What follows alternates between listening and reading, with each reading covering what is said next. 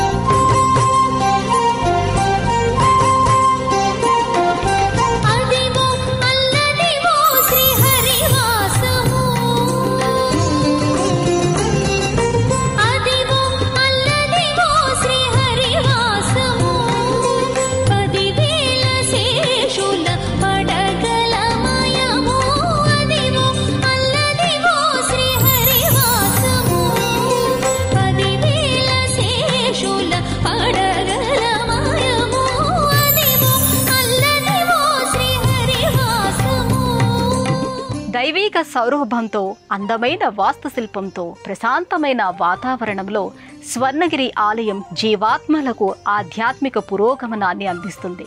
స్వర్ణగిరి కొండపై కొలువైన శ్రీ వెంకటేశ్వర స్వామి ఆలయం ఇలవైకుంఠపుర శోభని కళ్ళకి కడుతుంది. శ్రీవారిని సేవించుకునేందుకు ఇలకు దిగి వచ్చిన అనేక మంది దేవీ దేవతల మూర్తుల్ని కూడా దర్శింపచేసేందుకు నిర్మాణకర్తలు ప్రత్యేక శ్రద్ధ తీసుకున్నట్టుగా మనకి స్పష్టంగా కనిపిస్తుంది. స్వామి కరుణని పొందగలిగిన భక్తులకు పరివార దేవతల కటాక్షం అయాచితంగా వరంగా లభిస్తుందన్న సత్యం ఈ ప్రాంగణములో అడుగుపెట్టిన వారికి ద్యోతకమవుతుంది. ప్రకృతి అందాల నడుమ మనోహరంగా విరాజిల్లుతున్న స్వర్ణగిరి శ్రీనివాసుడి దివ్యాలయం అపూర్వంగా అద్వితీయంగా మంగళప్రదాయకంగా విరాజమానమవుతుంది. తెలంగాణ రాష్ట్రం భువనగిరి జిల్లా స్వర్ణగిరి అనే కొండ మీద శ్రీ వెంకటేశ్వర స్వామి ఆలయం పాంచరాత్రాగమ పెన్నాచార్య సంప్రదాయం ప్రకారం ప్రాచీన శిల్పశాస్త్ర రీతులు ఉట్టిపడేలా అపూర్వ నిర్మాణ శోభతో దివ్య ప్రభలను విరజిమ్ముతోంది. భూలోక వైకుంఠంగా 22 ఎకరాల్లో శ్రీవారి దివ్య లీలా వైభవం ప్రకటితమవుతోంది.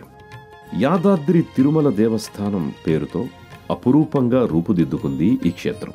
తెలంగాణలోనే అతిపెద్ద శ్రీ వెంకటేశ్వర స్వామి ఆలయంగా ఇది భాసిల్లుతోంది. ఈ స్వర్ణగిరి దేవస్థానం శిల్పవాస్తు ప్రకారం పల్లవ, చోళ, విజయనగర, హొయసల, చాళుక్య, నాయక శిల్పరీతులతో నిర్మించిన ఆలయం. శిల్పకళలో స్థపతిగా ప్రపంచ ప్రసిద్ధి పొందిన శ్రీమాన్ డిఎన్బి ప్రసాద్ అసమాన ప్రతిభతో ఈ ఆలయ రూపకల్పన చేశారు. ఈ స్వర్ణగిరి శ్రీనివాసుడి ఆలయం 2018వ సంవత్సరం నుంచి 2024 మార్చి 6వ తేదీ వరకు నిర్మాణపు పనులు పూర్తిగా వించుకొని శ్రీ శ్రీ శ్రీ త్రిదండి శ్రీమన్నారాయణ రామానుజ చినజీయర్ స్వామి మంగళాశాసనంతో ప్రారంభం గావించుకుంది. ఇక్కడకు వచ్చిన భక్తాదులు ఎందరో భక్తి ప్రపత్తులతో శుద్ధితో ఆధ్యాత్మికతను ఎదనిండా నింపుకొని ఆలయ శోభను అబ్బురంగా నేత్రోత్సవంగా వీక్షిస్తూ భగవంతుడిపై పరితాపాన్ని తీర్చుకుంటున్నారు. ప్రతిరోజు వేలాది మంది భక్తులు స్వామివారిని దర్శించి తరిస్తారు.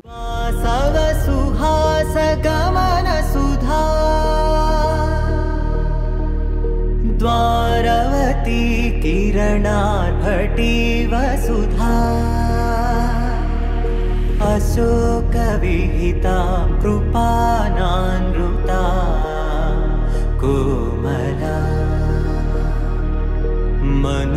गीतं ममेकवाकं मयूखयुगळ मधुसूदना मदन महिमगिरिवाहघनाना रागरथ सारथि हे रमण सुभचलन संप्रोक्षण योग निगम निगमार्चना वसन अभयप्रद रूप गुणाना लक्ष्य विधि विधान हे सदन निखिल जन सालोचन युग युगालुगा प्रबोधमयी पदि विधालुगा पदे पदे पलिकेटि सायमी मन्न. స్వర్ణగిరి ప్రధాన క్షేత్రానికి వెళ్లే స్వాగత తోరణం తీర్థజనులకు కనువిందు చేస్తుంది. స్వాగత తోరణంపై శ్రీవారి శిల్పం, ఎత్తైన శంఖ చక్రాలు, భగవద్ రామానుజాచార్యుల వారి విగ్రహాల శోభతో దృగ్గోచరమవుతుంది. ఈ స్వాగత తోరణం నుండి ముందుకు సాగే మార్గానికి రామానుజ మార్గం అని పేరు పెట్టారు.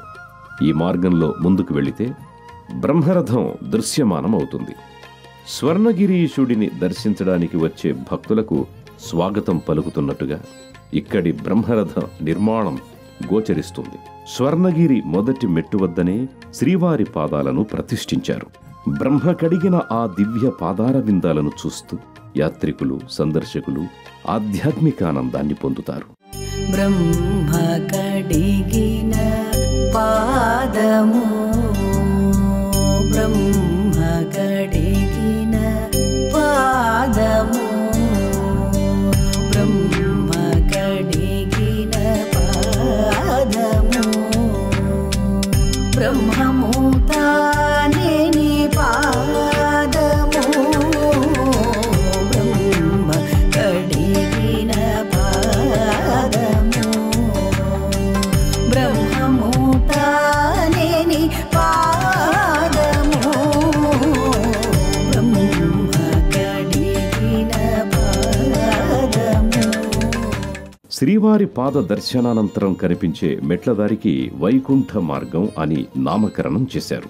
శ్రీవారి పాదాలను దాటి ఆలయానికి వెళ్లే మెట్ల ముందు అటూ ఇటూ జయ విజయులు ద్వారపాలకులుగా సూచీ హస్తముద్రలతో ఉండి శ్రీవారి క్షేత్రంలోనికి పవిత్రమైన భక్తిభావంతో ప్రవేశించమని సూచిస్తున్నట్టుగా ఉంటుంది. మెట్లదారి గుండా స్వర్ణగిరి చేరగానే ఎదురుగా 54 అడుగుల ఎత్తైన ఏకశిలా స్తంభం మానేపల్లి విజయ స్తంభంగా గోచరిస్తుంది. పురాతన ఆలయాన్ని పోలిన కట్టడాలతో పాటు ఆలయంలోని అణువణువు శ్రీవారి గోవిందనామాన్ని ఆలపిస్తున్నట్టుగానే ఉంటుంది. నిర్మలమైన ఆకాశమనే ఛత్రం కింద శ్రీనివాసుడి దివ్యమందిర శోభను ఎంతసేపు చూసినా తనివి తీరదు. అంత అందంగా భాసిల్లుతూ శ్రీవారి దివ్య ప్రభలు తేజరిల్లేలా చేస్తాయి.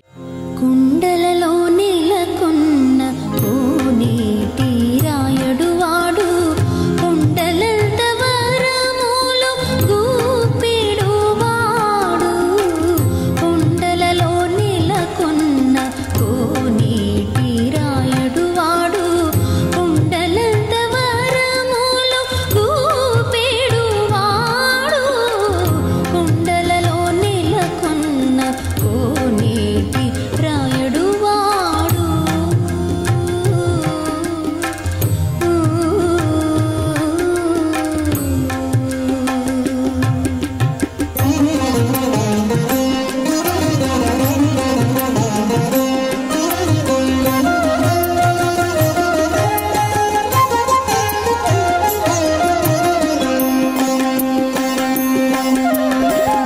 కుమ్మరదాసుడైన గురువరతి నంబి ఇమ్మన్న వరములెల్లా ఇచ్చినవాడు, కుమ్మరదాసుడైన గురువరతి నంబి ఇమ్మన్న వరములెల్లా ఇచ్చినవాడు. భువనగిరిలో శ్రీ వెంకటేశ్వర స్వామివారి నూతన ఆలయ నిర్మాణం అత్యంత సుందరంగా, శోభస్కరంగా, మంగళప్రదాయకంగా నిర్మించారు. అపూర్వమైన స్వర్ణగిరి ఆలయ నిర్మాణాలు పూర్తిగా తిరుపతి నమూనాగా నిర్మించినట్టే కనిపిస్తుంది. కలియుగ ప్రత్యక్ష దైవం అఖిలాండ కోటి బ్రహ్మాండ నాయకుడి దివ్యధామాన్ని ఏకంగా 22 ఎకరాల్లో నిర్మించారు. ప్రముఖ వ్యాపారవేత్త మానేపల్లి రామారావు కుమారులు మురళీకృష్ణ, గోపీకృష్ణలు ఈ ఆలయాన్ని ఆధ్యాత్మిక నేపథ్యంగా పరమ ధార్మికంగా నిర్మించారు. ప్రాచీన ఆగమ శాస్త్ర సమ్మతమైన విధంగా యాదాద్రి తిరుమల తిరుపతి దేవస్థానాల పేరిట ఆలయాన్ని నిర్మించారు. కలియుగ దైవం కొలువుతీరిన ఈ ప్రాంతానికి స్వర్ణగిరి అనే నామకరణం చేశారు.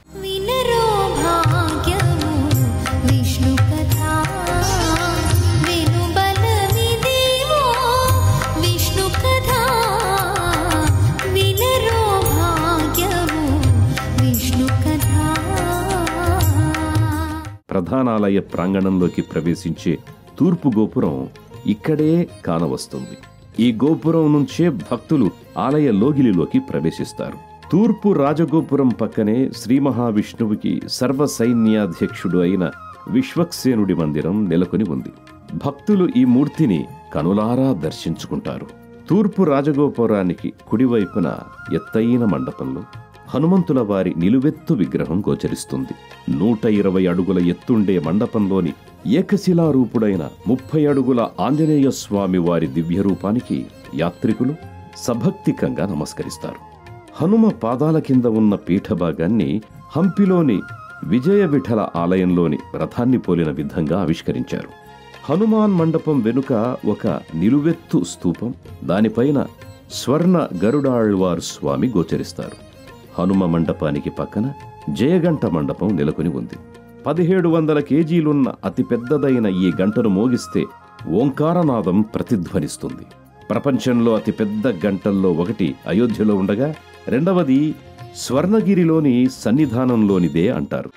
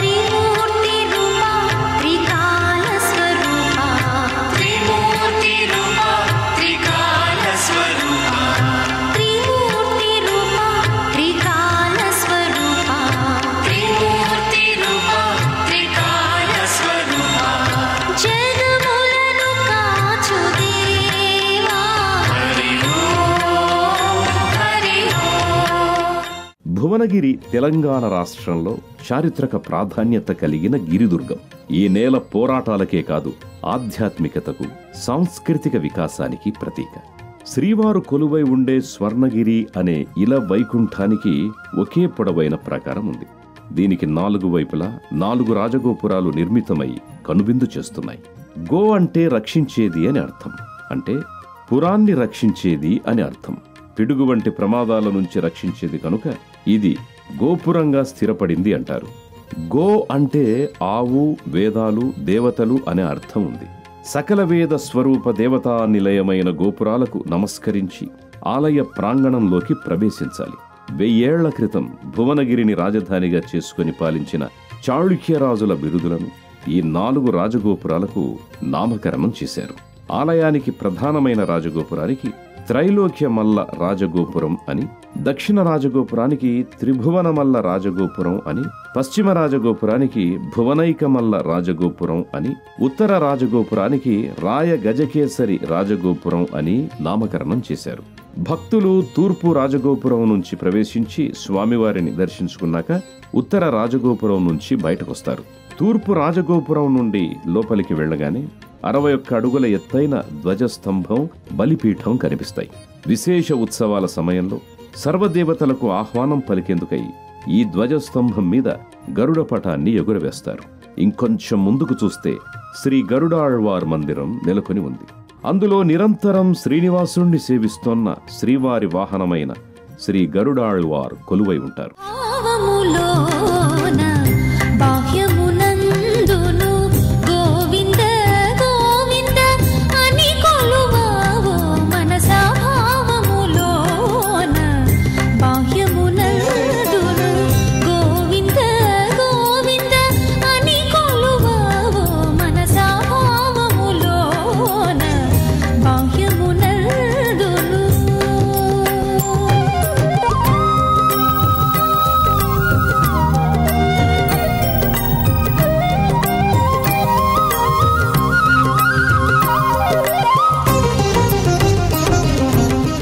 స్వర్ణగిరిపై శ్రీనివాసుడి వైభవం నిత్య కళ్యాణం పచ్చతోరణంగా భాసిల్లుతోంది.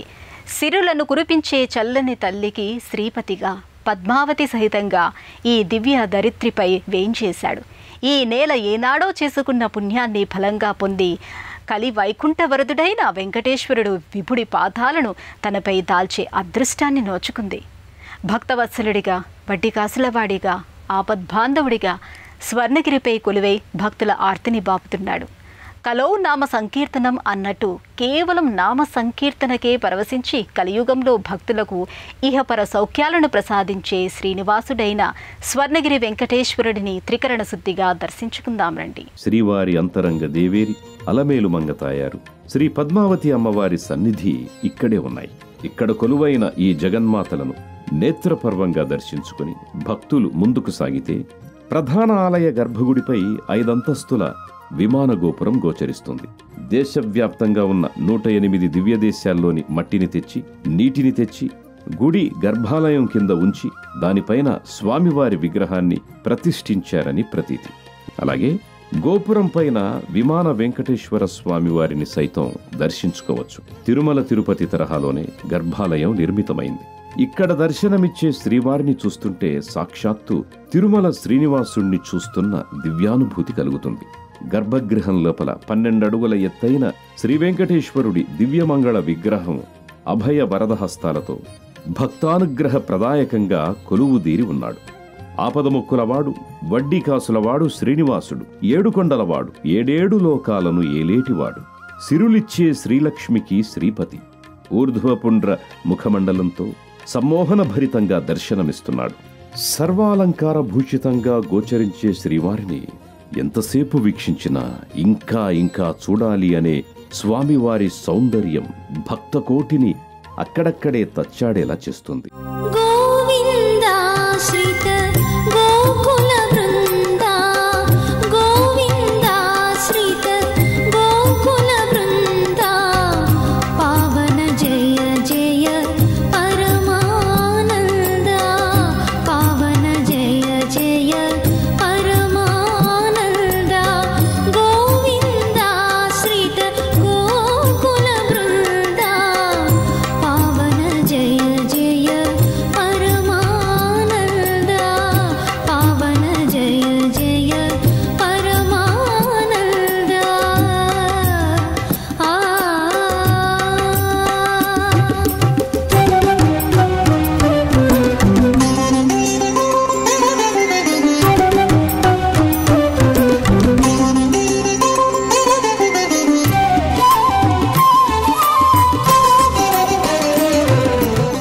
శ్రీవారికి ఉదయం సుప్రభాత సేవ మొదలుకొని రాత్రి ఏకాంత సేవ వరకు తిరుమల సంప్రదాయాల ప్రకారం కొనసాగుతాయి. ఈ ఆలయం తెలంగాణ రాష్ట్రంలో అతిపెద్ద ఆలయంగా తిరుమలగా ద్విగుణీకృతమవుతోంది. 4 వైపులా వేదమూర్తులు ప్రతిష్ఠించబడ్డ పుష్కరిణికి వేద పుష్కరిణి అని పేరు పెట్టారు. వేద పుష్కరిణి మధ్యలో శ్రీ జలనారాయణ స్వామి 12 అడుగుల పొడవైన ఏకశిలామూర్తిగా దర్శనమిస్తాడు. కోనేరు చుట్టూ 4 మండపాలు 4 వేదాలకు ప్రతీకగా గోచరిస్తాయి. కోనేరు ప్రవేశద్వారానికి ఇరువైపులా నరసింహస్వామిని, భూవరాహస్వామిని దర్శించుకోవచ్చు. పురాతన ఆలయ సొబగులు ఇక్కడ ద్విగుణీకృతమవుతాయి. కోనేటిలో ఏకశిలారూపంగా జలనారాయణుడు దర్శనమిస్తాడు. ఇదే తరహాలో నేపాల్ ఖాట్మండులోని జలనారాయణుడు గోచరిస్తాడు. ఇక్కడ స్వామివారు కూడా నీటిలో తేలుతూ ఉంటాడు. స్ఫటిక జలంలో స్వామివారి అందం అంతకంతకు ఇనుమడిస్తుంది. జలనారాయణుడి సౌందర్యాన్ని, కోనేటి అందాన్ని చూస్తూ వచ్చిన భక్తులు ఎక్కువ సమయం ఇక్కడే గడిపేస్తుంటారు. 6000 కేజీల శిలను జలనారాయణుడిగా ఆవిష్కరించగా స్వామి ఇప్పుడు 2000 కేజీలకు పైగా ఉన్నట్టు స్థపతి తెలియజేశారు. ఆలయం లోపల మనోభీష్ట పలకం ఉంటుంది. దీనిపై భక్తులు తమ కోరికల్ని రాస్తే అవి తప్పక నెరవేరుతాయి అంటారు. దాంతోపాటుగా తూర్పు రాజగోపురం అభిముఖంగా ఉన్న ప్రాంగణంలో శ్రీవారి సహస్ర దీపాల మండపం నెలకొని ఉంది. స్వర్ణగిరి శ్రీ వెంకటేశ్వర స్వామి వారి గురువైన భగవద్రామానుజాచార్య సన్నిధి ఇక్కడ దర్శనమిస్తోంది. ఇదే సన్నిధిలో శ్రీ నమ్మళ్వార్, శ్రీ మనవాళ్ల మహాముని, పన్నిద్దరాళ్వారులు కొలువుదీరి ఉన్నారు.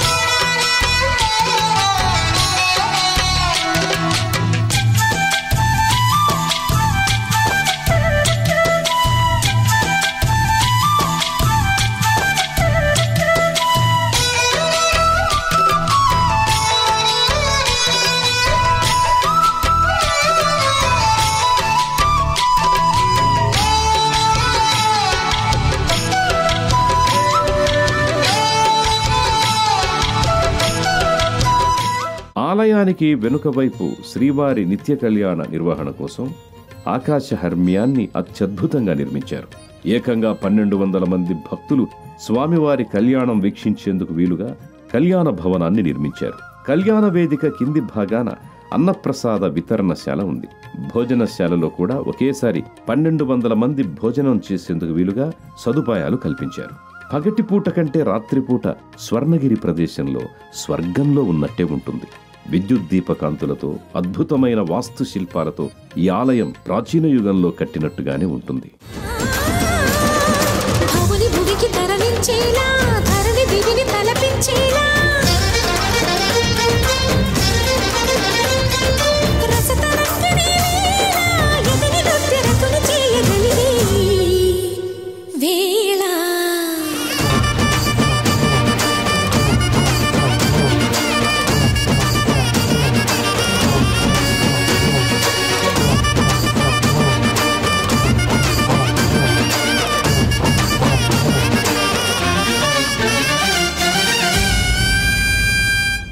స్వర్ణగిరి శ్రీ వెంకటేశ్వర స్వామి వారికి తిరుమల సంప్రదాయం ప్రకారం ప్రతిరోజు సుప్రభాత సేవ నుంచి ఏకాంత సేవ వరకు శ్రీవారికి నిత్య పూజాది క్రతువులు వైభవోపేతంగా జరుగుతాయి. స్వర్ణగిరి శ్రీ వెంకటేశ్వర స్వామి వారికి బ్రహ్మోత్సవాలు చాలా ఇష్టం. 9 రోజుల పాటు ఇక్కడ జరుపుకుంటున్న ఈ ఉత్సవానికి భక్తాదులు వేలాదిగా తరలి వస్తారు. కార్తీక మాసంలో సందర్శకులు విశేషంగా కదలి వస్తారు. రథోత్సవం వేళ సాయంత్రం పూట గుడిలో ఉత్సవమూర్తులు రథంపై వీధుల్లో ఊరేగించబడతాయి. బ్రహ్మోత్సవాల సమయంలో హోమాలు, యజ్ఞాలు, అభిషేకాలు ఎక్కువగా జరుగుతాయి. స్వామివారికి బ్రహ్మోత్సవాలతో పాటు వైకుంఠ ఏకాదశి, రథసప్తమి నాడు రథోత్సవం, సంక్రాంతి, అమావాస్య, ఉగాది, శ్రీరామ నవమి, కృష్ణాష్టమి, దీపావళి, శరన్నవరాత్రోత్సవాలను అంగరంగ వైభవంగా జరుపుతారు. యాదగిరి శ్రీ లక్ష్మీ నరసింహస్వామి వారి దివ్యక్షేత్రం నుంచి 27 కిలోమీటర్ల దూరంలో ఉంది. హైదరాబాద్ నుండి 45 కిలోమీటర్ల దూరంలో ఉంది. బెంగళూరు నుండి స్వర్ణగిరి హిల్స్ 620 కిలోమీటర్ల దూరం. కర్నూలు నుండి స్వర్ణగిరి హిల్స్ 264 కిలోమీటర్ల దూరం. విజయవాడ నుంచి 250 కిలోమీటర్లు, తిరుపతి నుంచి 564 కిలోమీటర్ల దూరంలో ఉంది. ఆలయ దర్శన వేళల విషయానికొస్తే స్వర్ణగిరి శ్రీ వెంకటేశ్వర ఆలయం ఉదయం 5 గంటల నుండి రాత్రి 9 గంటల వరకు కూడా భక్తుల దర్శనార్థం తెరిచి ఉంటుంది. ఇవి స్వర్ణగిరి శ్రీ వెంకటేశ్వర స్వామి వారి ఆలయ విశేషాలు. రేపటి తీర్థయాత్రలో మరో క్షేత్ర సందర్శనంతో మళ్ళీ కలుసుకుందాం. అంతవరకు సెలవు. నమస్కారం.